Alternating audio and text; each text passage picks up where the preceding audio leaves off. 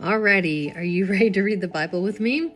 We are working our way through the Old Testament. Today we're just doing one chapter, and we are in 2 Chronicles chapter 6. Then said Solomon, "The Lord hath said that he would dwell in the thick darkness, but I have built an house of habitation for thee, and a place for thy dwelling forever." And the king turned his face and blessed the whole congregation of Israel. And all the congregation of Israel stood. And he said, "Blessed be the Lord God of Israel, who hath with his hands fulfilled that which he spake with his mouth to my father David, saying, Since the day that I brought forth my people out of the land of Egypt, I chose no city among all the tribes of Israel to build an house in, that my name might be there.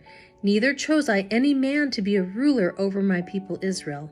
But I have chosen Jerusalem, that my name might be there, and have chosen David to be over my people Israel. Now it was in the heart of David my father to build an house for the name of the Lord God of Israel. But the Lord said to David my father, Forasmuch as it was in thine heart to build an house for my name, thou didst well in that it was in thine heart. Notwithstanding, thou shalt not build the house, but thy son which shall come forth out of thy loins, he shall build the house for my name. The Lord therefore hath performed his word that he hath spoken, for I am risen up in the room of David my father, and am set on the throne of Israel, as the Lord promised, and have built the house for the name of the Lord God of Israel.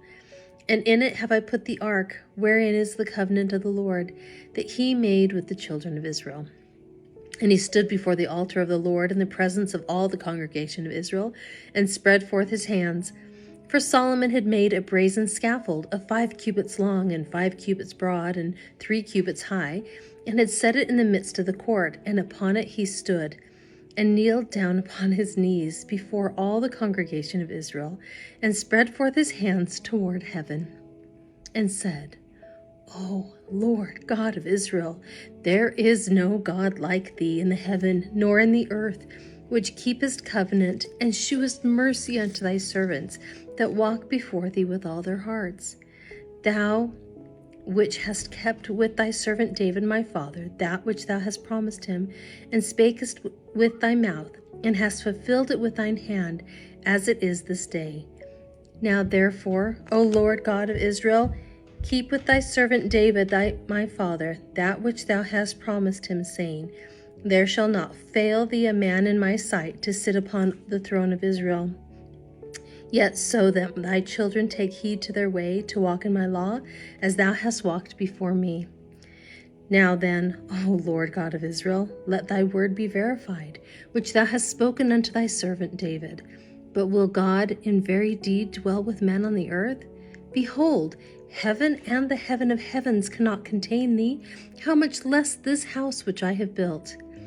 Have respect, therefore, to the prayer of thy servant, and to his supplication, O Lord my God, to hearken unto the cry and the prayer which thy servant prayeth before thee, that thine eyes may be open upon this house day and night, upon the place whereof thou hast said that thou wouldest put thy name there, to hearken unto the prayer which thy servant prayeth toward this place. Hearken therefore unto the supplications of thy servant and of thy people Israel, which they shall make toward this place. Hear thou from thy dwelling place, even from heaven, and when thou hearest, forgive. If a man sin against his neighbor, and an oath be laid upon him to make him swear, and the oath come before thine altar in this house, then hear thou from heaven, and do and judge thy servants, by requiting the wicked, by recompensing his way upon his own head, and by justifying the righteous, by giving him according to his righteousness. And if thy people Israel be put to the worse before the enemy, because they have sinned against thee, and shall return and confess thy name, and pray and make supplication before thee in this house, then hear thou from the heavens, and forgive the sin of thy people Israel, and bring them again unto the land which thou gavest to them and to their fathers.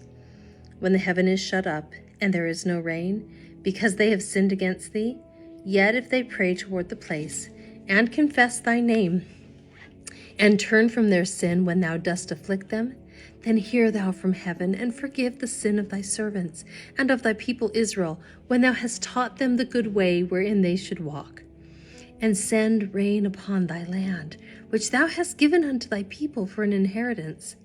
If there be dearth in the land, if there be pestilence, if there be blasting or mildew, locusts or caterpillars, if their enemies besiege them in the cities of their land, whatsoever sore or whatsoever sickness there be, then what prayer or what supplication soever shall be made of any man or of all thy people Israel, when every one shall know his own sore and his own grief, and shall spread forth his hands in this house, then hear thou from heaven thy dwelling place, and forgive, and render unto every man according unto all his ways, whose heart thou knowest.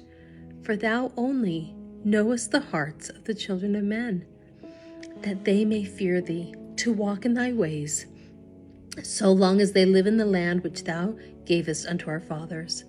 Moreover, concerning the stranger which is not of thy people Israel, but is come from a far country for thy great name's sake, and thy mighty hand, and thy stretched out arm, if they come and pray in this house, then hear thou from the heavens, even from thy dwelling place, and do according to all that the stranger calleth to thee for, that all the people of the earth may know thy name and fear thee, as doth thy people Israel, and may know that this house which I have built is called by thy name. If thy people go out to war against their enemies by the way that thou shalt send them, and they pray unto thee toward the city which thou hast chosen, and the house which I have built for thy name, then hear thou from the heavens their prayer and their supplication, and maintain their cause.